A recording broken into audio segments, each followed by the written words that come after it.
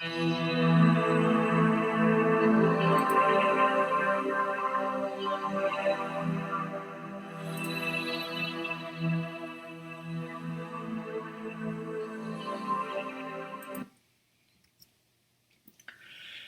this is Rockman. Welcome back to RockMan Reads, a Freakin Book, where DK left off.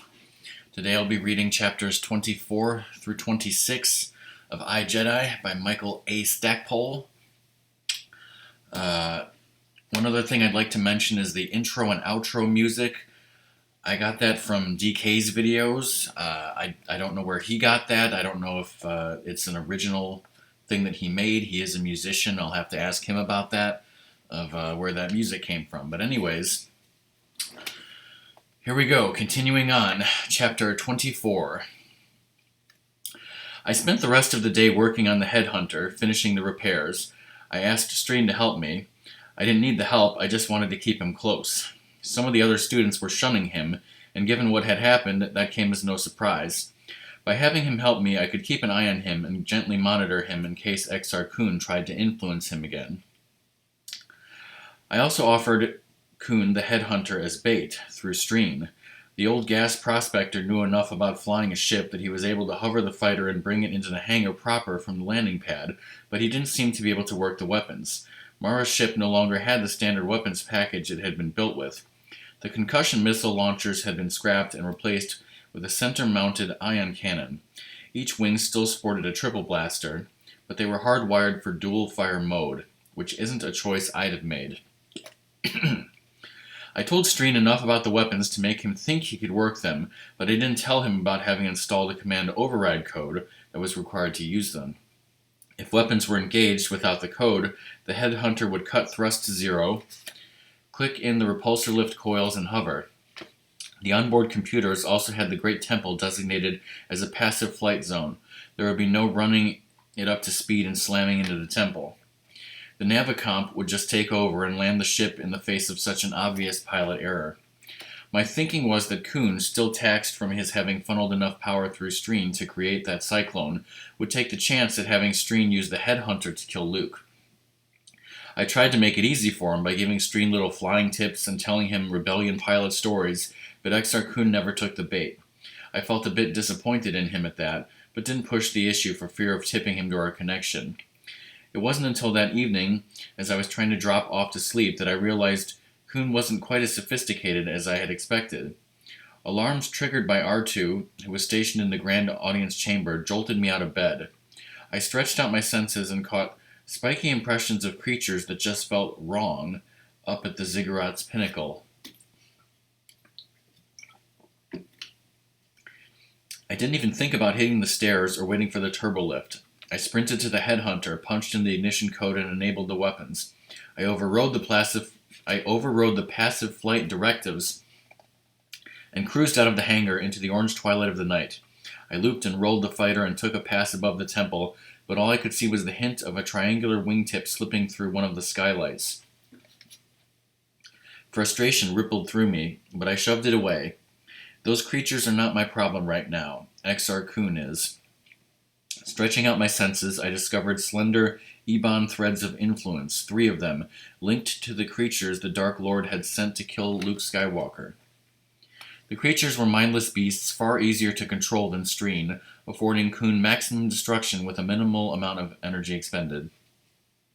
I overshot the temple, then killed my thrust and cut in the repulsor lift coils. This left me hovering 400 meters above the ground. Using the headhunter's etheric rudder, I twitched the ship around until the nose pointed off toward where I felt Kun's influence originating. I hit a button on my console, locking in that heading. Nudging the throttle forward, I rolled to a starboard and cruised back past the Great Temple by a kilometer. I killed thrust again, hovered and pointed the nose off in the direction I felt Kun's influence coming from. I logged those coordinates in the Navicomp. My comm unit beeped and an all-clear signal from R2 appeared on my main screen. I smiled and felt the little link tendrils withering and retreating back to Exar Kun. I pushed my feelings, focusing them tightly, hoping to pick up a flash of anger or disappointment from him, but I got nothing of the sort.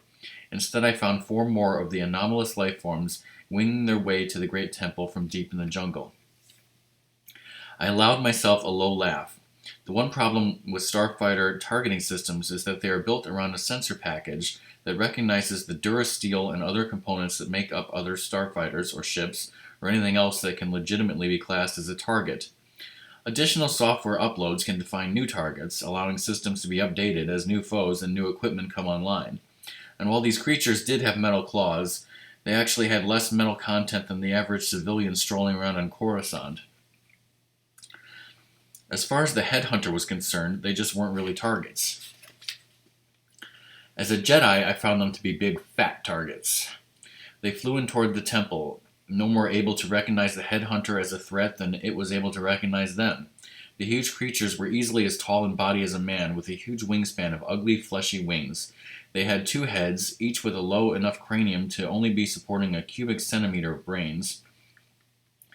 They also each had a muscular tail that ended in a nasty crystalline stinger, decidedly scary and lethal, unless you're a pilot in a starfighter. My first shot crisscrossed twin blaster bolts in the thorax of the lead creature. Flesh boiled and scales melted, then the bolts burst out of its back and flew on only slightly spent. The creature's head curled inward, looking down at the smoking hole in its chest, then the wings collapsed. The creature dropped to the ground with the speed of a droid ejected from a fighter. It impaled itself on the branches of a massive masassy tree below.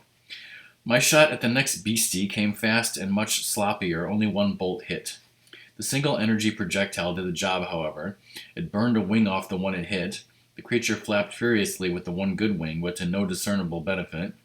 Screaming, the beast spiraled down and smashed into the temple's stone base. For the last 2 monsters, I switched to the ion cannon. The initial shot from it caught the 3rd monster in the pelvis. The blue ion bolt shattered into hundreds of little lightning tendrils. The bolt fired all of the creature's nerves at once, making the creature's limbs spasm. Its tail jerked backward and forward so violently that it stabbed itself. The creature's head stuck at its own tail, tearing great jagged hunks out of it. Then its wings folded in on it, and the falling beast splattered itself down the pyramid's north side. The last beast proved more agile than the others, and freed of Kuhn's waning influence, wheeled through the sky and dove at the headhunter. I got the nose up and flicked on the shields in time to intercept its attack. The beast rebounded off the forward shield, but stabbed out with one clawed foot and snagged hold of the headhunter's nose. Sparks shot through the cockpit as the forward shield failed, and the short circuit killed the ion cannon. The beast grabbed the nose with its other foot, durasteel screaming as it sank its talons in. It hunched forward over the fuselage, its wings wrapping the headhunter in an embrace, as its head snapped at me in the cockpit. The blasters couldn't hit it, and the ion cannon wouldn't fire.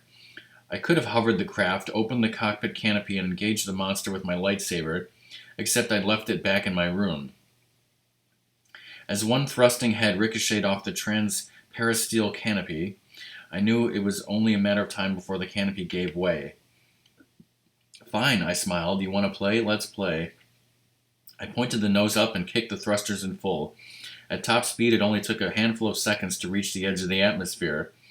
Air pressure slammed the beast against the hull and kept it laid out there like a blanket. The friction heated up the ship's durasteel hull, causing bits and pieces of the creature's wings to fry.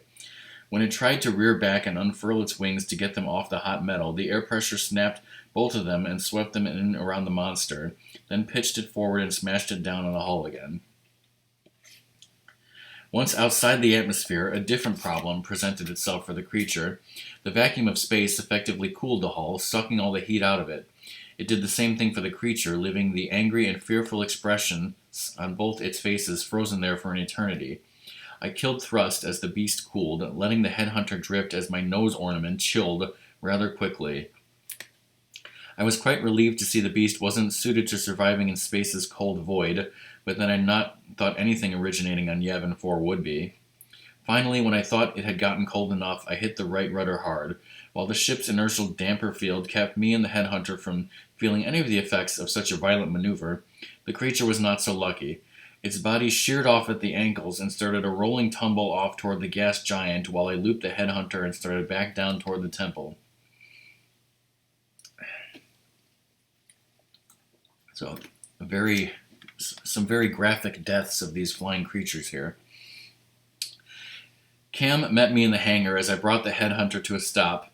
I popped the cockpit canopy and hopped down to the deck. Cam regarded me with cold eyes as I swung under the fighter's nose. There was an attack on Master Skywalker. Where were you? I smiled, then reached up and plucked a talon from where it had lodged in the headhunter's nose. I tossed it to him. Target practice. That's not the sort of thing you should do on your own. I frowned at him. It was the only thing I could do, Cam. I couldn't get up there fast enough to help inside, so I stopped Kuhn's reinforcements. You don't know it's Kuhn. I know. Cam shook his head and jerked a thumb toward the audience chamber. But we just learned that from Luke. Luke's awake? No, but his nephew and niece can hear him. He said Exar Kun was behind the trouble. Cam's face darkened. We have to defeat Kun if we are to get Luke back. We're preparing a council of war right now to figure out what we're going to do. Council of War, good. Right now, not good. I sighed. Kun has been defeated tonight. He's not going to be coming back right away. How do you know that? Hints of betrayal and confusion arced through Cam's question. Trust me on this, Cam. I know it. I reached out with a hand and laid it on his shoulder, but he shrugged me off. Look, if I was on Kun's side, I'd not have vaped 4 of his pets, would I? I've got my own lightsaber, and I could have filleted Master Skywalker on any of my watches. You can trust me. But you have secrets. Cam's eyes became crescent slits. You and Master Skywalker have not been wholly forthcoming. True, but there are good reasons for this. Reasons Master Skywalker himself gave me. His sister, despite the dire circumstances here, chose not to violate those confidences. I looked him straight in the eye. You have your reasons for being here, so you can shore up your personality against the weaknesses that allowed you to be seduced by the dark side. My reasons for being here are different, but no less important to me. I want Exar Kun's influence as dead as you do. Together we can accomplish this, each doing our parts. Mine are just going to be different than yours. Cam considered my words for a moment, then slowly nodded. I'll tell the others you think tonight is not a good time for planning against Kun. Leave me out of it. It's only logical that working on things now will be to no one's benefit. Let's get some sleep and plan tomorrow during the day. Kun doesn't seem to strike effectively during the day. I gave him a solid smile. We are going to win against him, you know. We've got no choice. Agreed. I slapped him on the shoulder. Kun's picked the wrong person to fight at the wrong time, and that's the last mistake he'll ever make. The Council of War convened in what had once been the rebel command post for the first strike on the Death Star. Dust shrouded the various artifacts that hadn't been hauled away by Imperial survey teams or New Republic museum curators. What remained was largely serviceable and permitted all 14 of us to sit around comfortably. Despite there being ample room for me at the central table, I hung back and pushed my sphere of responsibility out to fill the room and monitor what was going on with my fellow apprentices. I immediately picked up a jet-black strand connecting Streen to Kun. I was sure the old gas prospector had no idea it was there. He was still mortified at his near murder of Master Skywalker, and his dwelling on what he had almost done, was what allowed Kun to maintain the link. More fortunately, Streen's emotional turmoil meant any information coursing down that line to Kun was unreliable, carrying with it dour emotional impressions. If that were not enough to make Kun think we were hopelessly incompetent, Ambassador Kilgal's curious logic must have convinced him of it. She dismissed Dorsk 81's fear that Kun could listen in on our planning sessions by saying, "We must operate on the assumption we can still fight him. We have enough real problems to confront. There's no need to manufacture worse ones from our imagination." As a warrior, I couldn't imagine anything worse than our side remaining willfully ignorant of the possibility that our enemy knew what we were planning. But in the espionage-laden world of diplomacy, that didn't appear to be so important. I kept careful track of what information moved through the conduit from Streen to Exar Kun, and found I really needed to interject very little into it, or edit very little from it. 12 half-trained apprentices and 2 toddlers planning to annihilate someone who had survived an onslaught by the combined might of the Jedi of his age sounded ridiculous on the surface of it. Tion carefully told us how our own little council mirrored that of the Great Council of Deneba, when the Jedi united to defeat Kun. She made it sound grand and hopeful, but with only a little push I was able to make it sound hopeless. I let Streen fill Kun with our resolve to unite and defeat him, but Kun's contempt for us came rolling back along the line like an echo. He had faced fleets of ships and all the known Jedi. He had slain his own master. His power was unrivaled.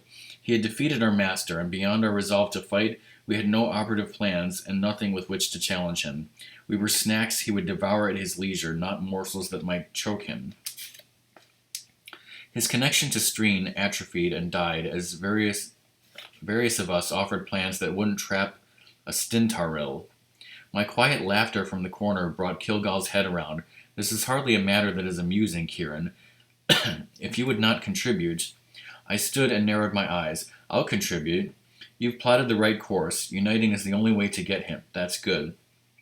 Brackus sniffed. We're pleased you approved. I ignored his comment.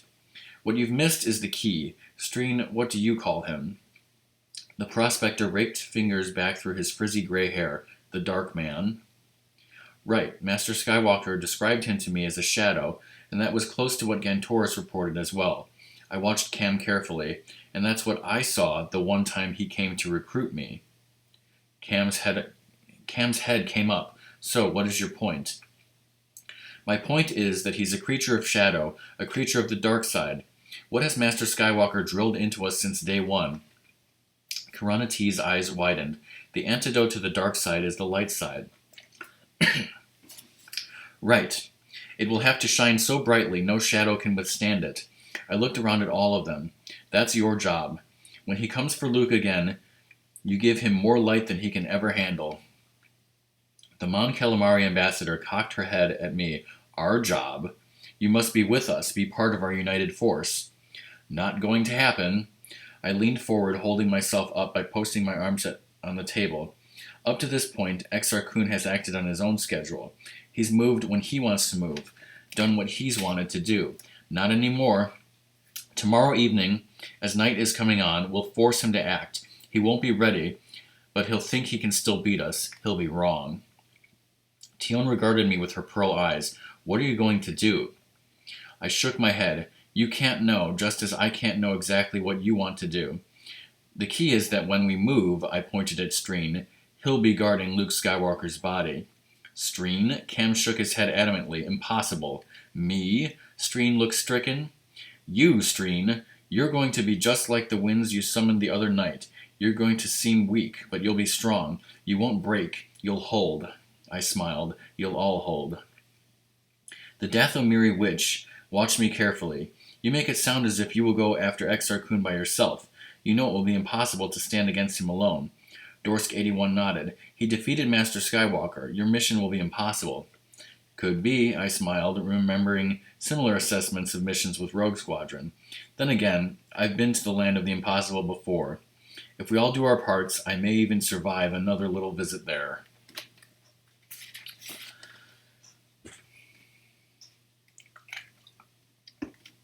He's getting pretty cocky, isn't he? Chapter 25. I used the headhunter's blasters to burn back enough jungle at the edge of the lake to provide me with a landing site, then I set the fighter down. The landing was a touch rougher than I would have liked. Given that the belly cargo compartment contained a dozen Nergon 14 charges all ready to go, I should have focused more on flying, but I couldn't. Using the same technique Luke had shown Streen to shield his mind against picking up the thoughts of others, I was keeping my presence within the Force as undetectable as I could. I found it tiring, but took heart from the fact that Exar Kun likewise liked to remain hidden, and had to expend portions of his power to do so as well. I climbed out of the fighter and opened the cargo compartment. I shouldered 2 packs with the explosives in them, gingerly shifting them about to let me maintain good balance. All I needed was to get careless and slip on my way to my destination. Do that, and our war against Exar Kun will be lost before it even starts. I looked out across the expanse of the lake at the small island centered in it. An obsidian pyramid with smooth sides had been erected there. Then a wedge had been chopped out of the center of it.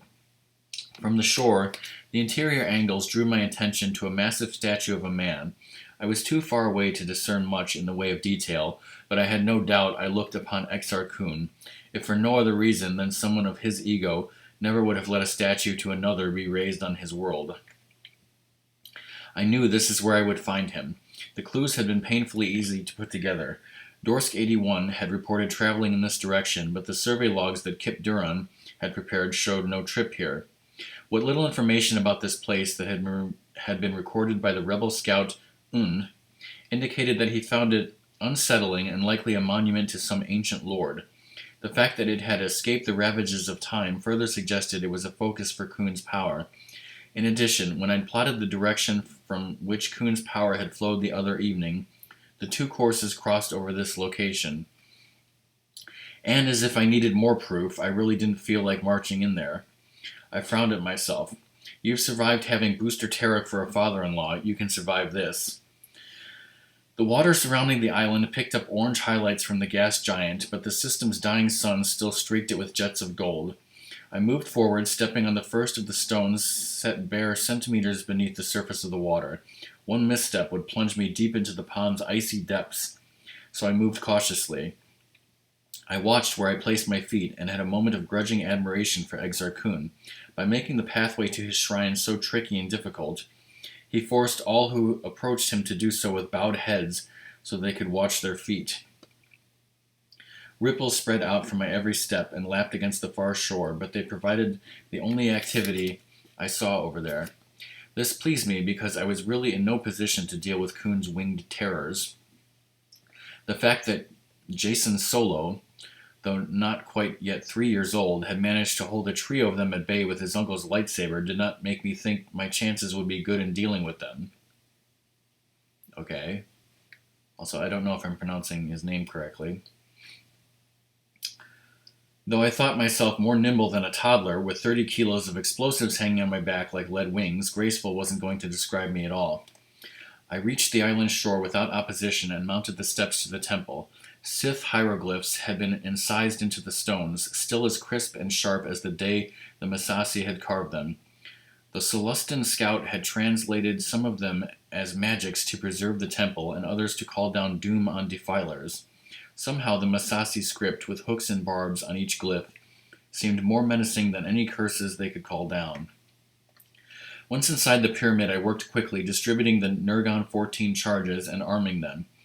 I tried to put them near structural points that would promote the collapse of the whole building, but with that massive sort of block construction, I couldn't be certain it would work. The detonators could either be set for a time and triggered manually, or keyed by remote through codes I could broadcast from the Headhunter's comm unit. Having seen the results produced by such charges in the past, I didn't want to be anywhere nearby when they went off. The last charge I brought forward like a sacrificial offering. I paced quickly across the open courtyard and laid it at the base of the pedestal on which Exar Kun's colossal statue stood. I made certain to wedge the charge tightly against the base in the floor, so when it went off it would open enough of a crater to topple the statue. I measured the height of the pedestal with my eye, then glanced back toward the lake. I smiled. Mon Calamari tourists will get a chance to have a good look at you once this goes. I retreated toward the center of the small courtyard, then unveiled my presence. I pushed my sphere of responsibility out, but had barely gotten it 2 meters before Kuhn appeared, and swallowed my reflection in the obsidian stones of the pedestal. So, you have come to me to ask me to help you. Haughtiness rippled through the force. I warned you that I would not be generous with you this time. I laughed at him. I remember. That's not why I'm here. Kuhn's head came up as his face contracted into a fierce scowl. What? Why have you violated my sanctuary? Just the thing I wanted to talk with you about. I stroked my goatee and began pacing back and forth before him. I checked New Republic law. Property claims are abandoned well shy of 4 millennia. As a result, I filed a claim for this place, and now it's mine. I'd love to have you stick around, but your statue is right where the wife will want the entertainment center. You understand, don't you? You insolent bug. Kuhn opened his shadowy arms wide. You prattle on as if your wit can armor you against my might. And you think you can hurt me? I scoffed at him. This is your eviction notice. You're playing with powers more titanic than you could ever know. Save the threats, I yawned. I've been going over all the stuff you've done, and I figured out your weakness. While disembodied, you can't affect the physical world. Kuhn's expression darkened. No. I shook my head. No. Ah, then I cannot do this. The wraith waved an ethereal hand, and sparks shot forth from each of the explosive packets I'd scattered about. Blue flames flared as the detonators each melted, just like the Jedi holocron. My nose closing against the stink of melted plastic, I glanced up at Kuhn. Oops. Kuhn flicked a finger at me, sending me whirling across the courtyard. I tried to gather the force around me to protect myself, but the shock at my error kept me from it. I slammed into an obsidian wall and heard a bone in my right forearm crack. I clutched the limb to my chest, but Kuhn spun me again, smashing my flank into a low wall. Ribs crunched with that impact, and I felt something inside go as well. Kuhn was enjoying himself, probably for the first time in millennia, the very thought of which made me vomit. Kuhn's laughter echoed through his stronghold as he pitched me around, dancing me and rolling me back and forth across the courtyard. I thought his actions were haphazard, especially when he lifted me into the air, then dashed me down, shattering my left leg. But even through the pain, I had a clarity of mind. He wanted me thinking, not dead yet, and that made my stomach roil again. Eventually, like a child tiring of a toy, he let me go. I slumped to my side and involuntarily flinched as his shade came to cover me. Just because you never saw me affect the material world, it doesn't mean I couldn't. And even if it is something of an effort to do so, here in my stronghold, it is a pleasure beyond your possible ken. I let my words hiss out between clenched teeth. I think I'll put a wide-view holoprojector right where you're standing. Childish jokes from a childish mind. He gestured casually, and all of the explosive charges I'd placed sailed out of the temple and splashed in the black lake. Glancing down at me, Kuhn let his voice become icy. You could have been raised to the level of divinity by my hand. Now you will be destroyed by it. Even before I could taunt him again, he gestured, and I felt a presence before me. I rolled over and saw Mirax standing there, her eyes full of fire. I should have known, Corsac, that you would abandon me. You said you wanted me more than you wanted your Jedi heritage. I gave you all that I am. I want to bear your children. This is how you repay me? You leave me alone, all alone, dying alone, while you play games with rocks and pictures? The vehemence in her voice ripped straight through me.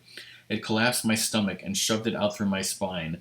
I wrapped my hands around my belly and hunched forward. No, Mirax, no! The wailing calls of all the infants who had died on Carida swirled around me to accompany her voice. Hear them, Corrin. They are your sons, your daughters. They are the children you have denied to the world. You accused Exar Kun of being a fool because he destroys life, but you are more of a fool. You could have created it. With me, if you wanted me, if you truly loved me. I hugged my broken arm to fractured ribs, folding around the pain in my middle. I knew she was nothing but an illusion Kuhn had conjured from my mind, but it seemed too real for me to disbelieve it. Kuhn was feeding back to me my own image of Mirax and infusing it with everything I feared. Because the attack came from within, I had no emotional armor with which to shield myself. I heard in her voice exactly the words that terrified me. I reached out to her with my left hand, lifting my face toward her. No, Mirax, no, I do love you. How can you love her? My father's voice slashed through at me from behind. Her father hired the bounty hunter who murdered me. A murder you could have prevented. Was that it? Had she seduced you even then? Were you her creature? Did she lay warm in your arms so I could lay cold in them? I levered myself around into a sitting position to meet my father's accusing stare, then had to tear my eyes from him. Gone was the man I had known in life. His flesh had become ashen, his eyes holes onto a void. The only color on him came from the blood spurting from his wounds to puddle around him. I heard it splashing from him. I couldn't get the cloying scent out of my nostrils and dreaded the touch of the rivulet slowly snaking its way towards me. You know that's not true. I only know you failed me. You left me to die. Mirax chimed in, as you left me to die. My mother's voice joined them. He never cared if I died either. Laughter, low and cold, echoed from the obsidian walls. I looked up and saw the image of Lou Jane Forge, one of my first friends in Rogue Squadron. The right side of her face had been burned away by blaster fire. He let me die. He wanted to play the hero, so I paid the price. No! I slammed my right fist against the courtyard stones, breaking it and grinding the bones in my arm. I latched onto the pain and used it to recapture control of my mind. Their accusations bored into me, freeing the part of me that's second-guessing everything I did. I knew that piece of me well and loathed it. I could replay conversations in my mind for hours when it held sway, wishing I'd said this, wondering why I'd said that, hoping things would not be taken in the worst way, but dreading the fact that they would.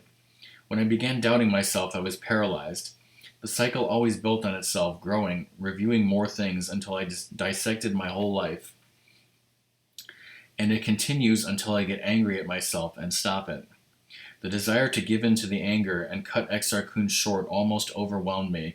That option hung there, tantalizing me. I could use my anger like a lightsaber. I could slice to ribbons these false spirits, these treacherous phantoms. I would cut down Exar Kun's army, then I would rip into him. He would be nothing before me in my anger.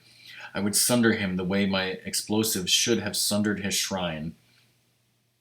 And then I can find other targets that deserve destruction. I raised my right hand triumphantly, then curled it down into a fist. Pain jolted through me again, and in its wake came outrage. I slammed my hand against the ground and screamed, then shot Exar Kun a sidelong glance. No, my anger is not for you to use. The Dark Lord towered above me. Anger is a most sweet nectar. Despair will also suffice.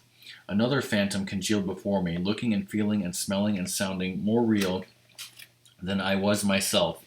The little boy, all tow-headed and gray-eyed, barely older than Jason Solo, looked at me with his lower lip quivering. Tears formed at the corner of his eyes. He reached out with little stubby-fingered hands and took my broken hand into his. "Who hurt you, Daddy?" His innocent gaze searched my face. "I can make it better. I can. Let me, please." His voice became a plaintive wail that faded with his image. I felt his grip, feathery and gentle, soothing and kind, fading to be replaced with pain. "Why won't you let me help?" The lump rising in my throat strangled me. Through the boy's fading image I saw Mirax, no longer hateful, standing there. She wore a simple white gown. She rubbed her hands lovingly over her swollen belly, the look on her face one of pure unadulterated joy. The image shifted slightly as the boy reappeared older, yet still a child, to place his hand against his mother's rounded stomach. Then both of their images blew apart into a million razor-edged fragments that burned through me. "Just as well," I heard my father say. "Any child of that union would have been as disappointing as you have been." That simple remark detonated like a bomb inside me. I had forever hoped that I would win my father's approval, that he would like me for who and what I was. He was never stinting with his praise, but with his death I had been left trying to guess what he would have thought about this action or that. Even my decision to become a Jedi had been made to win his approval and to model myself on him. Yet in his voice I heard that I had failed. The sum and total of my life, the sum and total of the lives of any children I helped create, and whatever they would create, all of it would be worthless in his eyes. One of the anchor points for my life crumbled, eroding in uncertainty, cutting me adrift without a chance of recovering myself. I was lost. I was hopeless. I was the ultimate failure. I could take no more. "Is that the best you've got?" The tone of the voice had enough edge to etch transparent steel and would have flensed me alive, but I knew it wasn't directed at me. Through tear-clouded eyes I looked up and saw Mara Jade sauntering into the temple. Babies crying and ghosts whispering lies from beyond the grave. The Dark Lord of the Sith, I knew, would have been ashamed to use such tactics. "What?" Exar Kun's voice roared, as if in volume and intensity it could batter her down. "Who dares?"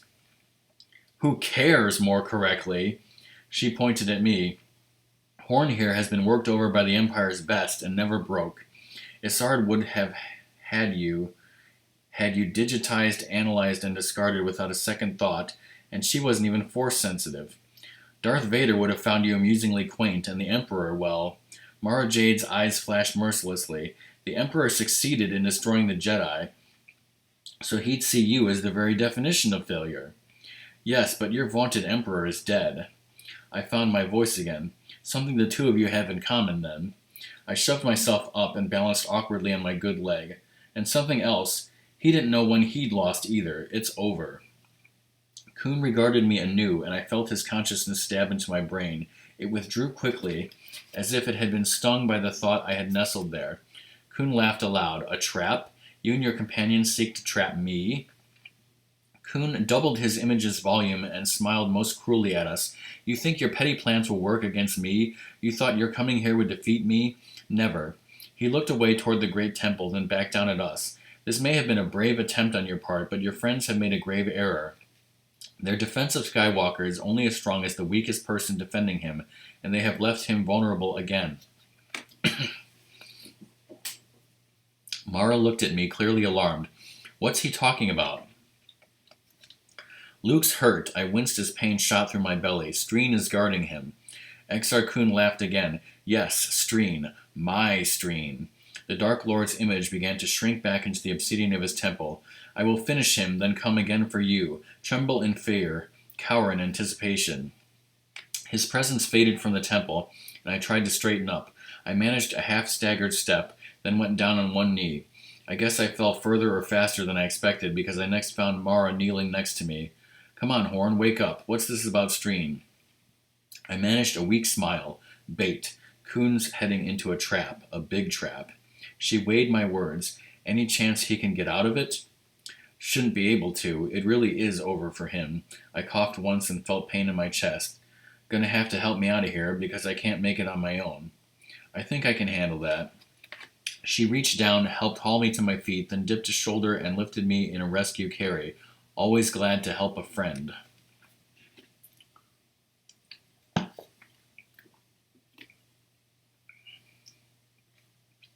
The sun had set by the time we got back to my headhunter and the other one that had brought Mara Jade on her second trip to Yavin 4.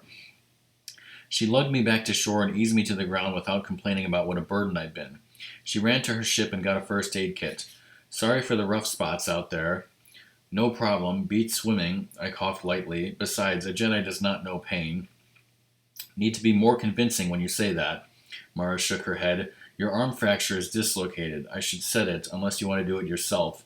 I stared up at her. Set my own arm? Only an idiot would set his own broken arm. Some would say only an idiot would go after a Dark Lord of the Sith by himself. Ah, that's big idiot, thank you. I held my arm out toward her. Do what has to be done, which is what I was doing out here myself. Mara crouched beside me and grasped my wrist and elbow. He worked you over pretty solidly. What little I saw wasn't very pleasant. The image of the boy's face surfaced in my mind again.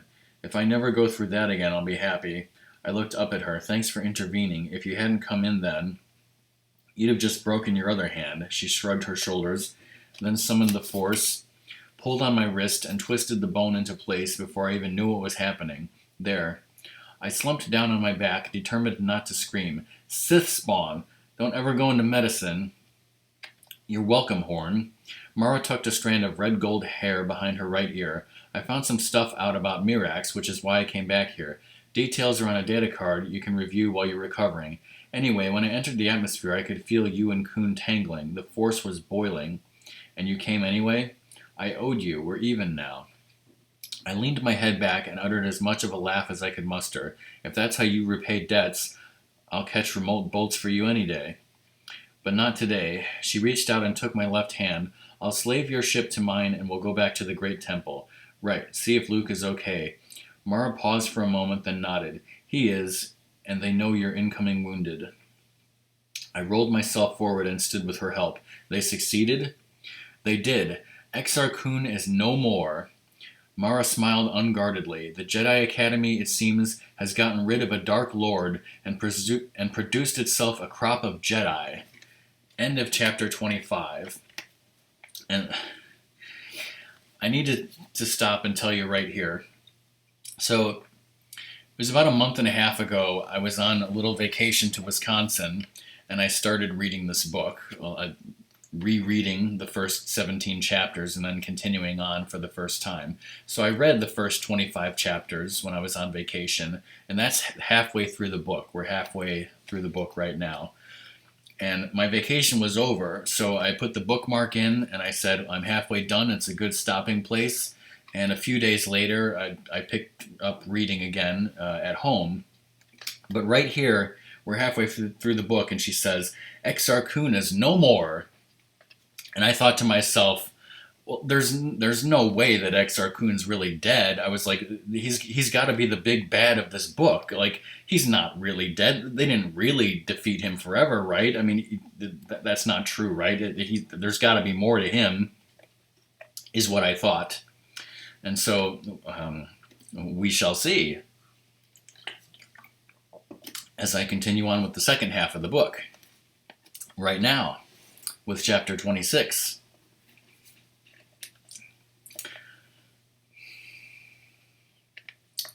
Exar Kun's attacks had messed me up more than I knew. My left leg and right arm were broken, as well as my right hand. I'd cracked a half-dozen ribs and had my bruises and lacerations on my liver and kidneys. My blood chemistry was all off, and the 2-1B that looked me over thought I'd ejected from a crashing fighter and never had my parasail open. In reality, I wished I actually felt half that good. Upon my return, I got immediately dunked in the Bacta tank that Tycho had shipped out with the medical team for Luke barely a week and a half earlier. I'd been in Bacta tanks more than I cared to think about in my life, but this was the first time in one of the emergency ones. Most tanks are vertical tubes, but this one was a horizontal box.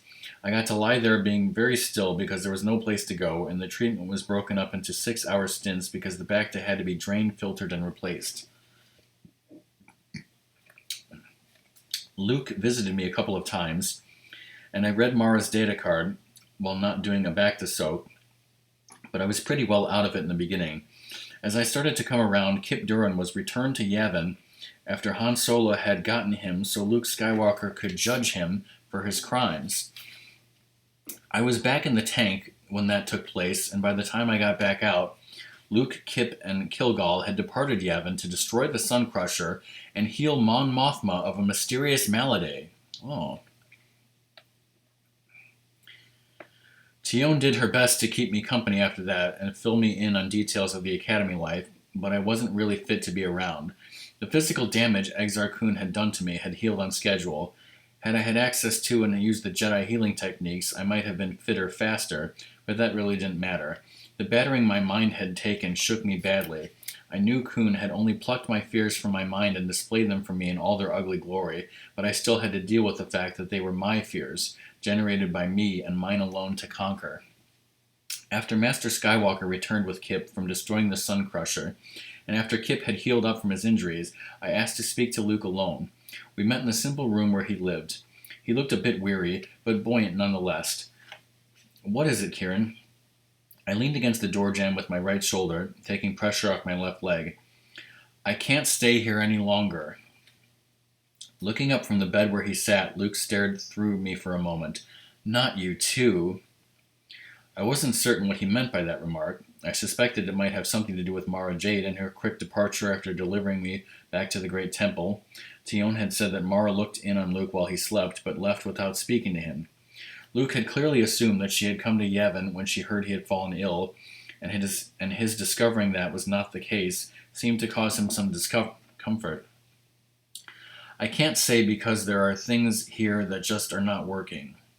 I can't stay because there are things here that just are not working. I glanced down and added in a smaller voice, for me, they're not working.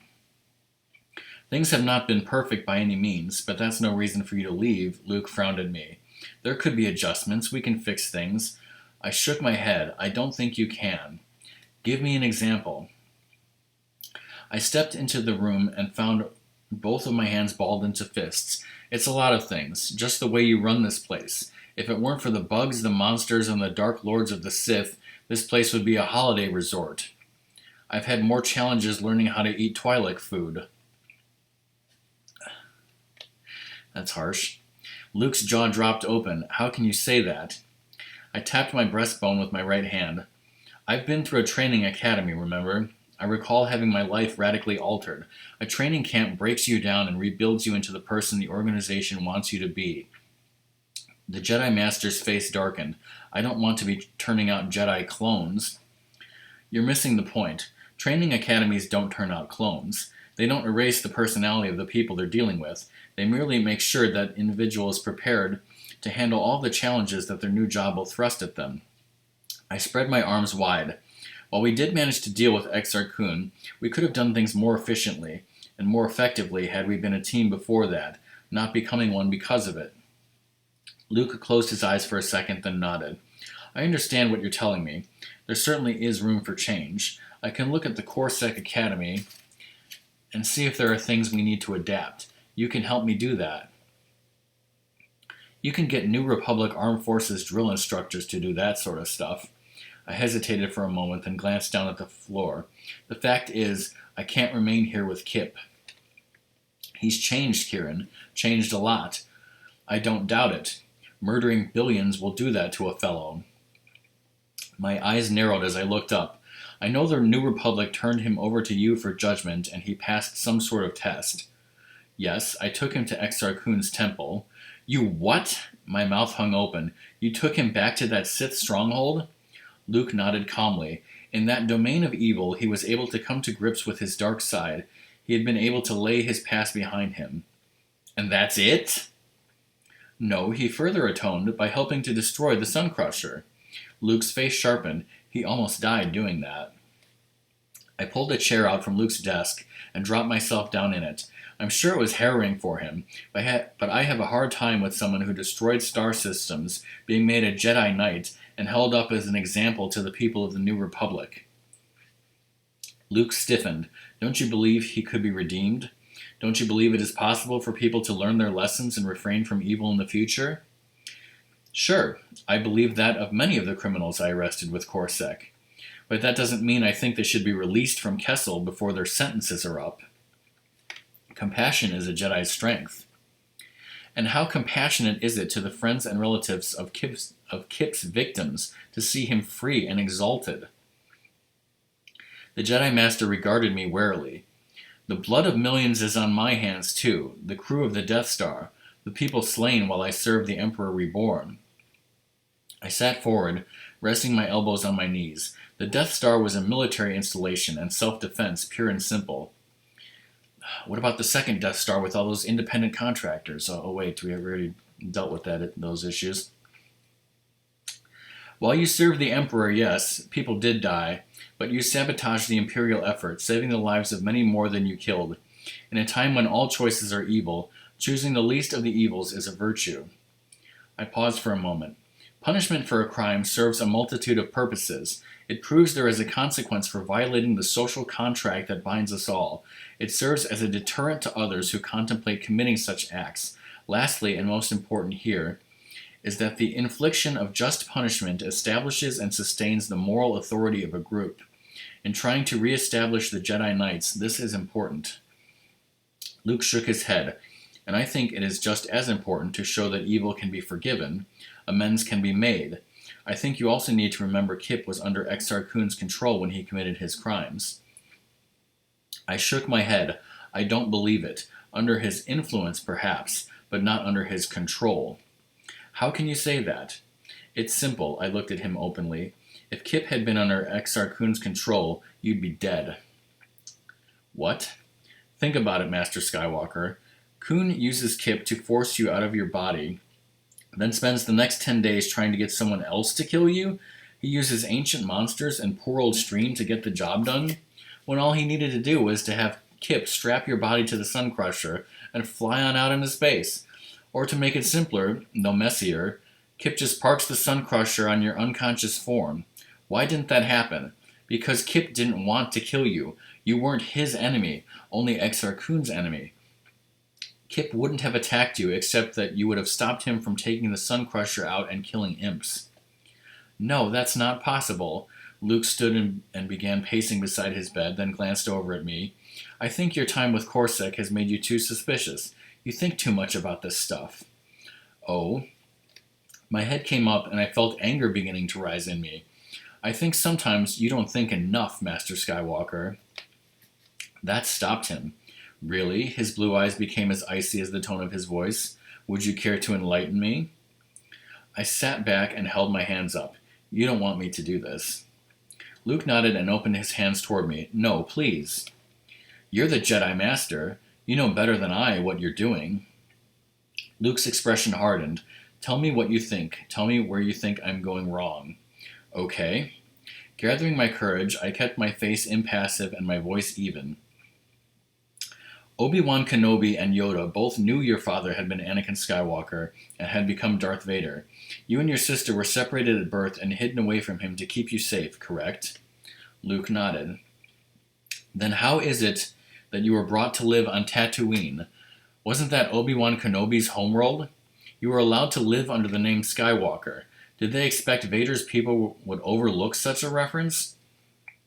And weren't you trying to get into the Imperial Academy at Corita? Wouldn't Vader's people notice that name on your application? Luke focused distantly. Are you trying to say they were using me as bait to lure Vader into a trap where Obi-Wan could confront him? I don't know, but from a certain point of view, that could appear to be the truth, couldn't it? Or it could be something as benign as wanting you to grow up with the Skywalker name to provide you with a greater motivation to want to redeem it. And they could have had you on Tatooine, so there was a logical reason why traces of Obi-Wan's presence would be detected there, where he once lived, in case your guardian's attempt to keep him hidden failed somehow. I watched him carefully. I do think, however, your education has channeled your thinking into certain pathways, just as you suspect my training has done with mine. Such as, you see everything in black and white, cleanly defined absolutes. I think, whatever they had intended at first, Obi-Wan and Yoda decided they needed to shape you into a weapon they could use against Vader and the Emperor. Why didn't they tell you Vader was your father? They knew as an orphan you wanted to know who your father was. They didn't let you see him that way, so you would not be vulnerable. When he told you who he was, he blunted their strategy, but he didn't count on your strength. He saw his admission to you as a covert cry for help. You saw his admission to you as a covert cry for help, a bid for salvation. From what you've said, your mentors doubted it, as did the Emperor. You fooled them all and succeeded. Now you've turned that success into a validation of everything you were taught, even though what you were taught doesn't support the results you got.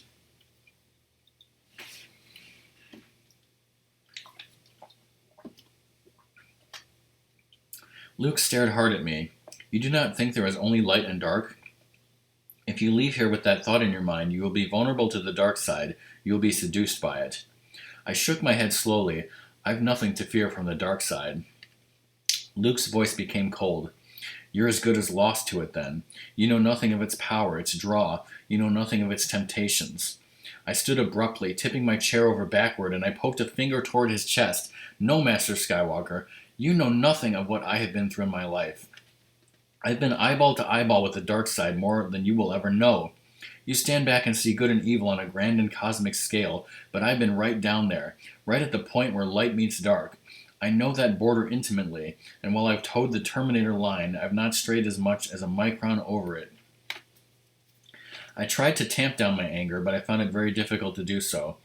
I've been called out to a domestic disturbance and walked into an apartment where the woman of the house is lying there on the floor in a pool of blood and vomit. Her nose had been pulverized.